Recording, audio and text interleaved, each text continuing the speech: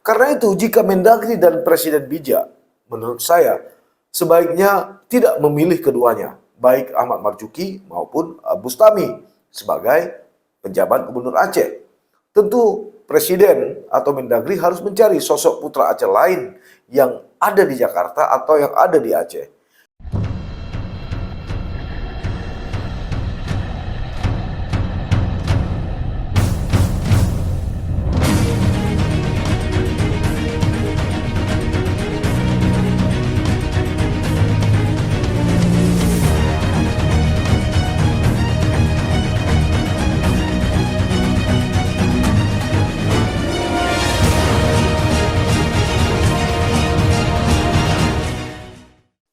Assalamualaikum warahmatullahi wabarakatuh. Sahabat, titik balik, kembali kita bertemu dan pokok bahasan kita kali ini masih tetap mengenai siapa atau sosok misteri atau sosok yang masih menjadi misteri penjabat Gubernur Aceh untuk 1 tahun berikutnya. Soal pergantian PJ Gubernur Aceh atau pejabat Gubernur Aceh memang hingga kini masih menyita perhatian rakyat Aceh, baik di Aceh, di Medan, maupun di Jakarta, termasuk di sejumlah kalangan terbatas yang memang sangat peduli dan boleh disebut sebagai pemerhati soal kondisi sosial, budaya, politik, dan ekonomi Aceh. Ini dari berbagai kalangan, baik itu sebagai pengusaha, pejabat negara, baik pejabat TNI maupun Polri yang ada di ibu kota. Dan ini akan terus bergulir dan berlanjut sebelum keluarnya surat keputusan dari Presiden Joko Widodo mengenai penetapan sosok mana saja atau siapa yang akan ditetapkan sebagai penjabat Gubernur Aceh untuk tahun kedua, 2023 hingga 2024 atau bahkan awal 2025 sebagai pengganti Ahmad Marzuki. Kondisi ini sekali lagi tentu saja tidak terlepas dari berbagai informasi yang beredar di masyarakat. Ini terkait sosok yang akan diputuskan oleh Presiden Joko Widodo nantinya. Saya pribadi juga menerima banyak sekali pertanyaan-pertanyaan mengenai WhatsApp ya, siapa segala macam.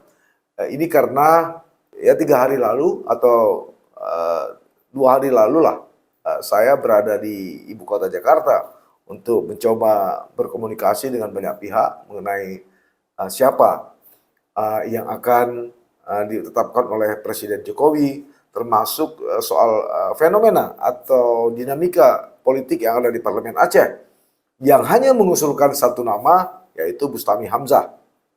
Menarik memang di internal ataupun keputusan DPR Aceh, kalaulah itu dianggap sebagai representasi dari mandat politik rakyat Aceh.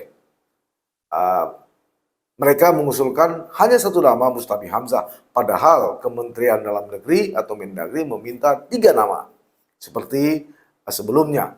Karena satu nama itu, maka 3 nama sebelumnya yang pernah diusulkan DPR Aceh kepada Presiden Joko Widodo melalui Kemendagri, yaitu Safrizal, yang merupakan Dirjen Administrasi Wilayah di Kementerian Dalam Negeri, kemudian ada Indra Iskandar, Sekretaris Jenderal DPR RI, juga ada Ahmad Marzuki yang saat ini masih bertugas. Tapi muncul satu sosok nama baru, yaitu Teuku Iskandar. Beliau adalah atau dia adalah Irjen di Kementerian PUPR. Itulah nama-nama yang muncul di masyarakat, baik di Aceh maupun di Jakarta, di luar dari rekomendasi DPR Aceh, yaitu untuk satu nama, Bustami Hamzah. Ini menarik ya, ini menarik. Bahkan Kementerian Dalam Negeri sendiri dan Kementerian Politik, Hukum dan Keamanan ya, Menko Polhukam, dalam pertemuan dengan utusan DPR Aceh juga menyebut bahwa harusnya mereka mengusulkan satu nama. Tapi lagi-lagi tim dari DPR Aceh tetap ngotot mengusulkan satu nama, Bustami Hamzah. Tentu mengapa satu nama ini juga masih misteri dan mengundang sejumlah tanda tanya di masyarakat. Ibarat pepatah, sudah gaharu cendana pula. Tentu kita sudah tahu, jadi jangan bertanya pula. Terkait masalah Ahmad Marzuki yang tidak masuk, kalau Safrizal, Indra Iskandar, T. Iskandar, dan Ahmad Marzuki sekalipun tentu tidak ada jaminan juga setelah tidak dimasukkan oleh DPR Aceh untuk tidak dimasukkan oleh Kemendagri kepada Presiden. Ini masih misteri. Yang tahu tentu hanya Menteri Dalam Negeri. Tapi khusus untuk Ahmad Marzuki, saya kira dia sudah kehilangan legitimasi politik, sosial, dan moral di mata rakyat Aceh. Nah, ini sekali lagi tentu saja sejalan dengan hilangnya nama mantan Pangdam Skala Muda ini dari usulan lembaga wakil rakyat tersebut. Sebaliknya, DPR Aceh sekali lagi mengusulkan satu nama, Bustami Hamzah, sebagai penjabat Gubernur Aceh menggantikan Ahmad Marzuki. Keputusan ini sadar atau tidak diakui banyak pihak, dan menurut saya justru menjerat leher DPR Aceh sendiri, sebab Kemendagri justru meminta usulan 3 nama. Ya. Tapi alih-alih itu dilakukan oleh DPR Aceh seperti tahun lalu, terbukti tetap saja satu nama Bustami yang diserahkan kepada Kemendagri beberapa waktu lalu di Jakarta. Ini terkesan DPR Aceh telah mengunci dan tidak punya alternatif. Tapi regulasi tidak demikian. Sekretaris Jenderal Kementerian Dalam Negeri Suhajar Diantoro kepada tim DPR yang hadir beberapa waktu lalu ke kementerian tersebut memberi sinyal, walau DPR Aceh mengusulkan satu nama yaitu Bustami, tapi Kemendagri tetap mengajukan 3 nama kepada Presiden untuk dibawa kepada tim penilai akhir atau TPA. Soal siapa yang akan diusulkan Kemendagri 3 nama kepada Presiden, lagi-lagi masih misteri, termasuk apakah ada nama Bustami, ada nama Ahmad Marzuki yang masuk kembali, ada nama Safrizal, ada nama Indra Iskandar, ada nama Teguh Iskandar, atau ada nama sosok lain. Ini benar-benar masih menjadi teka-teki dan ditutup begitu rapat.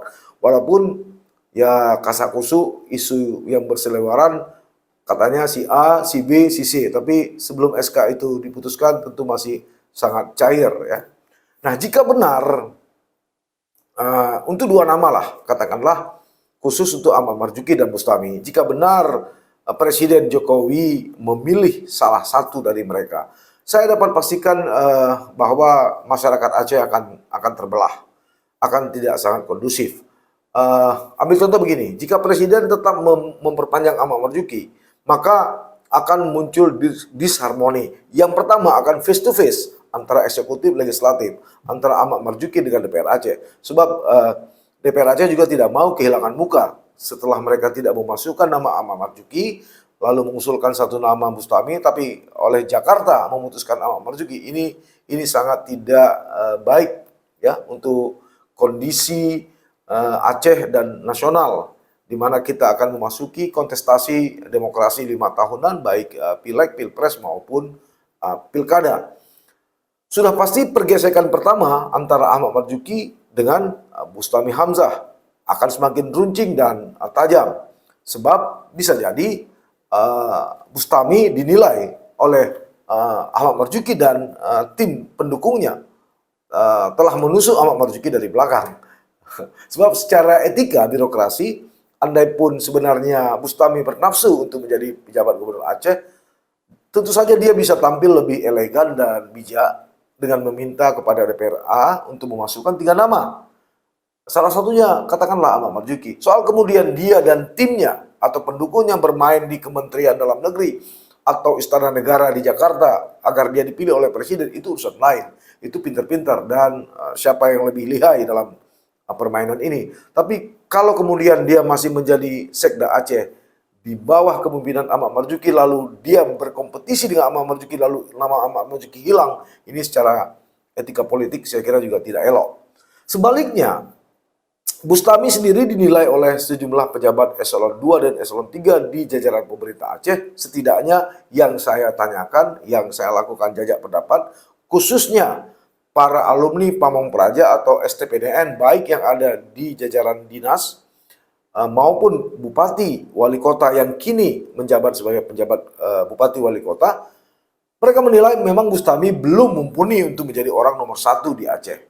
Alasannya untuk mengelola 27 dinas atau SKPA, 12 lembaga teknis dan 6 lembaga istimewa saja masih megap-megap. Apalagi menakodai 23 kabupaten dan kota di Aceh. Jadi memang kalau mau jujur kata mereka, kemampuan, kapasitas, kualitas dan kapabilitas Bustami belum pada level untuk menjadi pejabat Gubernur Aceh. Begitu penilaian dari sejumlah pamong senior yang saya temui, saya ajak minum kopi, saya tanyakan bagaimana dengan keputusan DPR, itu pendapat. Tapi bisa jadi benar atau tidak, itu pendapat. Tentu berbeda juga tidak dosa.